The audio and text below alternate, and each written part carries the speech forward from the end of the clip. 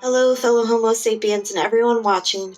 Welcome to the final episode of Intro to Anthropology, where we explore what it means to be human through space and time. I'm your host, Linda, the anthropologist/librarian, and today we're going to be talking about linguistic anthropology.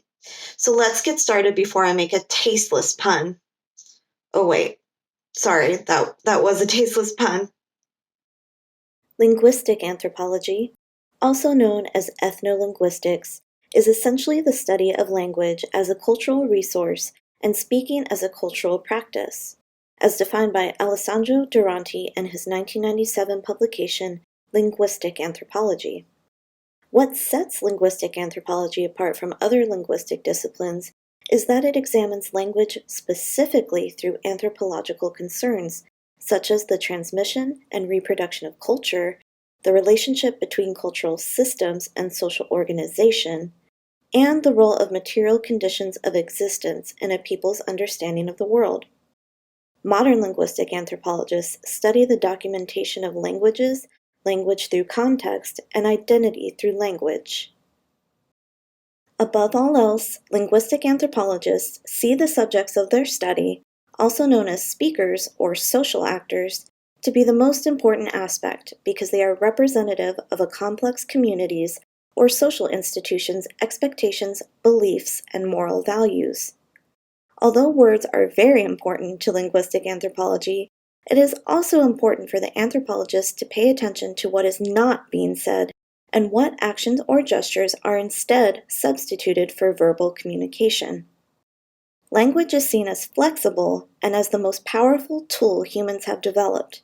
It allows a person to reflect upon the world and on the self.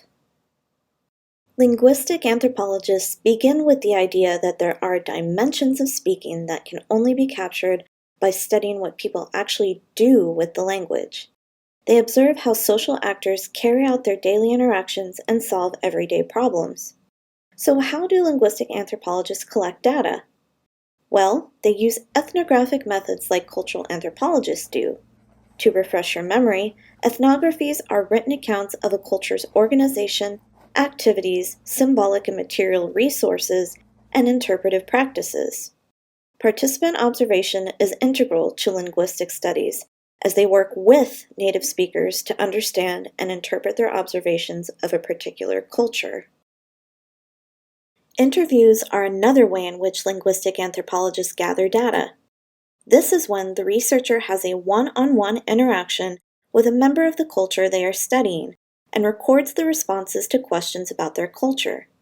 It can be used in such a way as to understand differences in stylistic variations, attitudes, and grammar among a group. Nevertheless, the downside of interviews as opposed to participant observation is that the conversation and interactions are taken out of an organic context and brought into a more formal analytical interaction. Contemporary linguistic anthropologists use electronic recording devices to capture sounds and interactions among social groups. Although linguistic anthropologists primarily look for patterns in behavior, it is important that they consider that opinions and behaviors are not necessarily homogeneous or the same within a group. It is the responsibility of the anthropologist to acknowledge the complexity of a culture so that it may be more accurately interpreted. The most challenging job of the linguistic anthropologist is to accurately convey the beliefs and values of a people to others outside of that particular culture. Linguist, anthropologist, and founder of the journal Language and Society, Del Hymes is credited with placing linguistics under the umbrella of anthropology.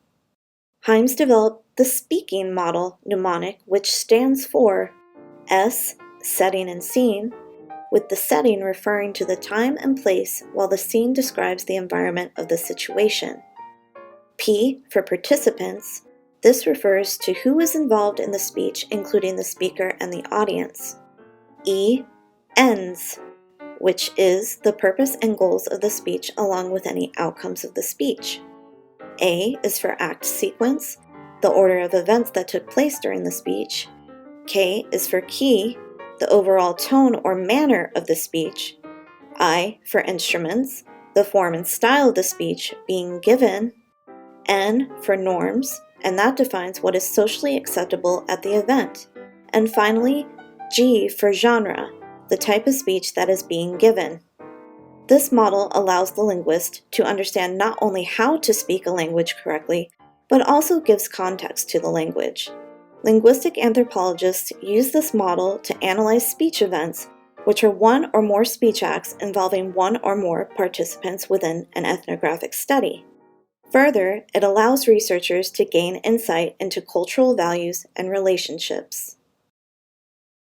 Along with anthropologist Dennis Tedlock, Himes developed the study of ethnopoetics in the mid-20th century, which is a method of recording text of oral poetry or narrative performances. The importance of ethnopoetics lies in preserving the oral traditions of the cultures of groups such as Native Americans and other quote-unquote endangered languages. In that same vein, language revitalization, which is the practice of restoring a language back to its common use, is another movement tied to linguistic anthropology. At Swarthmore College in Pennsylvania, for example, courses are offered educating students about the Lenape language and culture, which refers to an indigenous people present in the United States and Canada. More contemporary areas of interest in linguistic anthropology include identity and inter-subjectivity. A particular dialect may only be spoken by a small segment of the population as to differentiate themselves from the greater culture. Anthropologist Don Kulik, for instance, studied how the use of a traditional language known as the Teap in the Papua New Guinean village of Gapun created a specific identity separate from the rest of the population that speaks the official language known as Takpisin. Socialization is another subject that modern linguistic anthropologists study. Anthropologists Eleanor Oakes and Bambi Sheeplin, whom we will again mention later, are at the forefront of socialization studies, which is the process by which infants, children, and foreigners become members of a community by learning to participate in its culture. In addition, race, class, and gender studies are often addressed by those working in current contexts. Linguistic anthropologists working in this area study how language shapes ideas of race, class, gender, and their intersection around the world. Most of the information obtained for this video came from the texts of Alessandro Duranti, a distinguished professor of anthropology at the University of California at Los Angeles.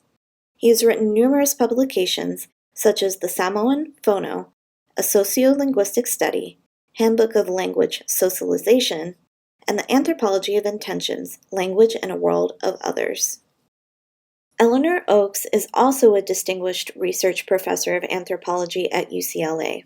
She has worked with children and their caregivers in Samoa and developed the form of inquiry known as language socialization with fellow anthropologist Bambi Sheeplin.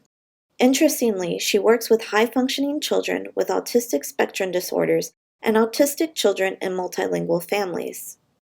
Bambi Sheeplin is a professor of linguistic anthropology at New York University. Her fieldwork has focused on populations in Papua New Guinea, compiling a dictionary of Kaluli, a Basavi language. She has even researched language used in instant messaging among young populations around the world.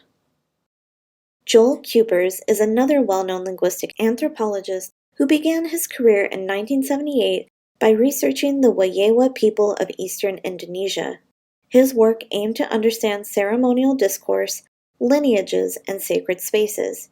He is currently a professor of anthropology and international affairs at the Columbian College of Arts and Sciences and continues his ethnographic studies in Indonesia. So, what exactly makes us human? According to Alessandro Duranti, quote, one way of answering this question has been to look at the evolution of the human species. This is what biological anthropologists and paleoanthropologists do. Another has been to look at the different ways in which humans change the environment, organize their lives, and represent them symbolically. This is what archaeologists and sociocultural anthropologists do. A third way has been to examine what it means to be a species that has developed such a sophisticated system of communication, usually referred to as language. This is what linguistic anthropologists do, unquote. As the old adage goes, the more we learn, the less we know. And as most anthropologists like to say, we study what we don't understand. Humans. If you're interested in learning more about linguistic anthropology or linguistics in general, check out these books and ebooks available through Gwinnett County Public Library. Linguistic Anthropology by Alessandro Duranti. A Death in the Rainforest, How a Language and a Way of Life Came to an End in Papua New Guinea by Don Kulik. Don't Believe a Word by David Shariat Madari. Lost in Translation, an illustrated compendium of untranslatable words from around the world by Ella Francis Sanders. Every Word is a Bird We Teach to Sing, Encounters with the Mysteries and Meanings of Language by Daniel Tammet. You Are What You Speak, Grammar Grouches, Language Laws, and the Politics of Identity by Robert Lane Greene. Telling It Like You Think It Might Be, Narrative, Linguistic Anthropology, and the Complex Organization by Michael Agar. The Legacy of Del Hymes, Ethnopoetics, Narrative, Inequality, and Voice by Paul V. Kruskrity and Anthony K. Webster. Language Ideologies, Practice and Theory by Bambi B. Sheeplin, Catherine A. Woolard, and Paul V. Kruskrity. I want to sincerely thank you for watching all of the Intro to Anthropology series. See you later, hominid.